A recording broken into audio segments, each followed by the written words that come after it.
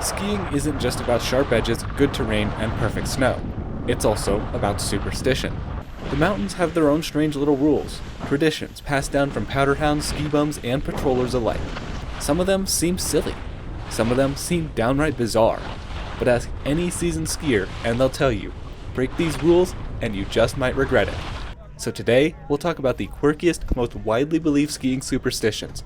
From the ones meant to keep you safe, to the ones that promise deep powder days, and everything in between. Join us as we explore skiing superstitions.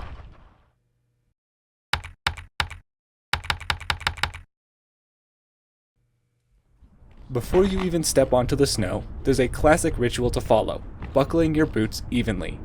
Many skiers have a strange obsession with making sure both boots are buckled exactly the same. It's not just for comfort, it's a superstition about balance. And let's be honest, very few people actually have symmetrical feet, so odds are you might be slightly uncomfortable in one foot or the other. But no pain, no gain, right? It's believed that if one boot is tighter than the other, you'll ski unevenly, have sloppy turns, or even crash. For some, the ritual even involves the order. Tighten the top two buckles first, then the bottom two, always in the same order on both boots. The belief is that the symmetry keeps your skiing and your luck aligned.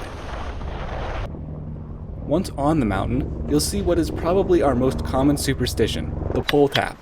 Watch any skiing video online and I'd say there are solid odds you'll see one.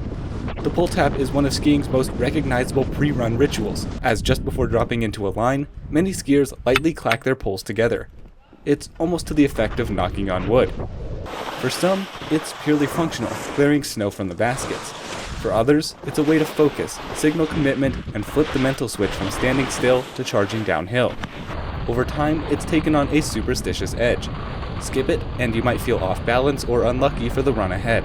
Whether it's habit, hype, or true mountain magic, plenty of skiers won't start a big run without it.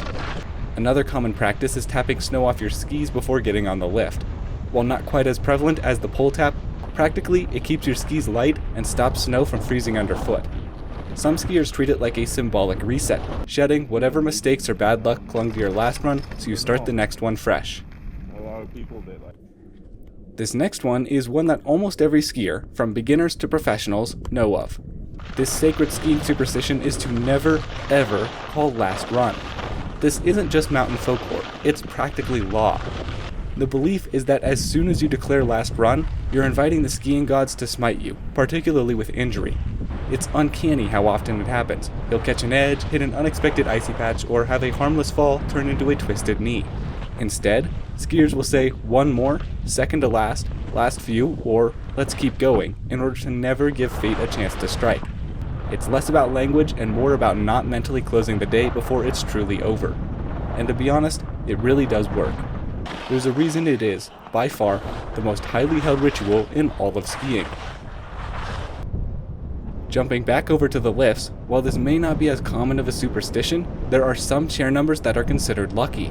Some skiers swear by riding chair 1 for a fresh start, chair 100 for an all-day boost, or chair 69 for, well, you know. Some will even wait an extra cycle just to ride their chair, whether that be one of the aforementioned ones or one that's special particularly to them. Nonetheless, some of us remain convinced that the right chair number sets the tone for the runs ahead. Of course, some superstitions go beyond the slopes themselves. When snow is scarce, skiers sometimes turn to Uller, the Norse god of snow. One of the more colorful traditions is burning old skis as an offering to him. The idea is that by sacrificing your beaten, retired boards, you're showing respect and asking Uller for fresh powder in return. In addition to praying to Uller, skiers have a whole arsenal of snow summoning tricks when the forecast is dry. Some of the most common include flushing ice cubes down the toilet, washing the car, shoveling the driveway even if it's bare, dancing in ski gear, or eating ice cream outside in the dead of winter. And of course, there's the classic of just simply praying for pow. These little rituals keep the stoke alive when the weather isn't cooperating and everybody seems to have their own little rites. Some superstitions are tied to specific places, like Silent Rock on the way to Oregon's Mount Hood. The rule here is simple. As you pass it, you can't make any sound. No chatting, no music, nothing. The legend says that breaking the silence can bring bad luck, gear failures, weather turning sour, car breakdowns, or worse. While no one knows exactly how it started, it's generally consensus that if you disrespect the silent rock, you will be punished. As such, very few ever tempt fate. And to round out this admittedly short list, a few from me personally. My first one is to never say the R word in the context of skiing.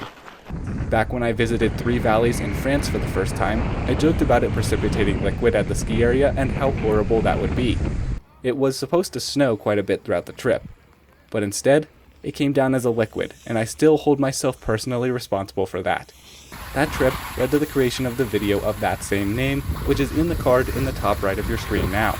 It's an absolute SRG classic. The final thing I have for this list comes from my sister. She has always held the belief that if you're on a chairlift and it stops while on a tower, where the grip is on top of one of the shivs, you're entitled to make a wish. What's your number? I have no idea why or where that started, but just figured I'd throw that one out there as well. My sister. Now, I know that there are tons and tons of skiing superstitions that we haven't gone over. These have just been the most major of them, along with a pair of mine. I would love to hear about all of yours down in the comments below, along with any other common practice ones that we may have missed. Aside from that, that's all we got for now. See you all next week, and thanks for watching. All my love, I'm out.